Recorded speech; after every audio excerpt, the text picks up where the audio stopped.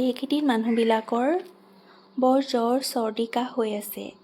এনেকুৱা বেমাৰ আজাৰ হ'লে অকণমান জালুকীয়া খাব মন যায় নহয়নে? আজি মই বনালোঁ লোকেল চিকেনৰ অমিতা আৰু আলু দি বনোৱা এখন জালুকীয়া জোল। খাবলৈ বৰ সোৱাদ লগা হয় আৰু প্ৰায় সকলোৱে জানেই বনাবলৈ। তথাপিতো আহকচোন মই কেনেকৈ বনালোঁ চাওঁ। এইফালে এয়া মই মাংস লগতে অমিতা, আলু, আদা, নহৰু, পিঁয়াজ আৰু সকলোখিনি মছলা গোটাই লৈছোঁ। আনফালে কেৰাহীত তেল দি দুখিলা তেজপাত আৰু গোটা গৰম মছলা দিলোঁ। তাৰ পাছতে দুটা পিঁয়াজ কাটি থৈছিলোঁ, পিঁয়াজ দি পেলাই সুন্দৰকৈ ভাজিছোঁ। আনফালে থেতেলিয়াই থোৱা আদা, নহৰু, পিঁয়াজখিনি অকণমান গলি যোৱাৰ পাছতে তেলত দি দিলোঁ আৰু এতিয়া কেঁচা গোন্ধ যোৱালৈকে ভাজি আছোঁ। আকৌ এটা মই বিলাহীও কাটি থৈছিলোঁ। বিলাহীটো এতিয়া গলি যোৱালৈকে ঢাকন দি পেলাই ভাজিব লাগিব। এয়া দেখিছে জিৰা, ধনিয়া, জালুক মই তিয়াই ৰাখিছিলোঁ আৰু এতিয়া এটা মিক্সিত পেষ্ট বনাই ল'লোঁ। বিলাহীখিনি যেতিয়া গলি যাব তেতিয়া মই এই মছলাৰ পেষ্টখিনি ইয়াতে দি দিলোঁ আৰু মছলাখিনি এতিয়া খুব ভালকৈ ভাজিব লাগিব।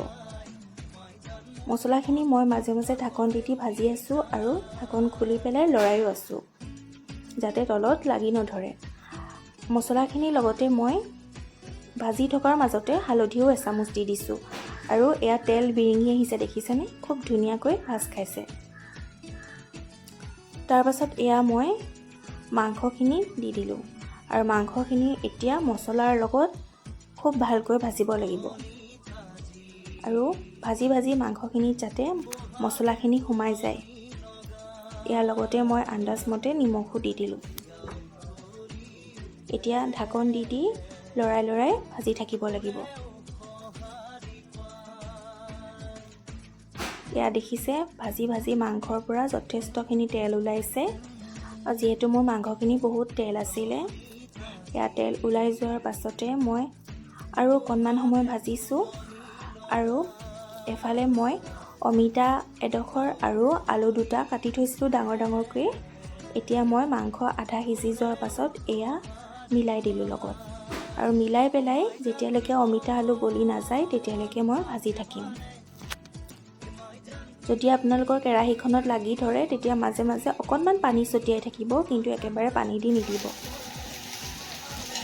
এয়া দেখিছে একেবাৰে তেল বিৰিঙি গ'লগৈ, মানে মোৰ মাংস, আলু, অমিতা খুব ধুনীয়াকৈ ভাজ খালে। আৰু এতিয়া মই উতলা গৰম পানী দি দিলোঁ। নিজৰ জোখমতে দিব, মই বৰ বেছি জুলীয়াও কৰা নাই।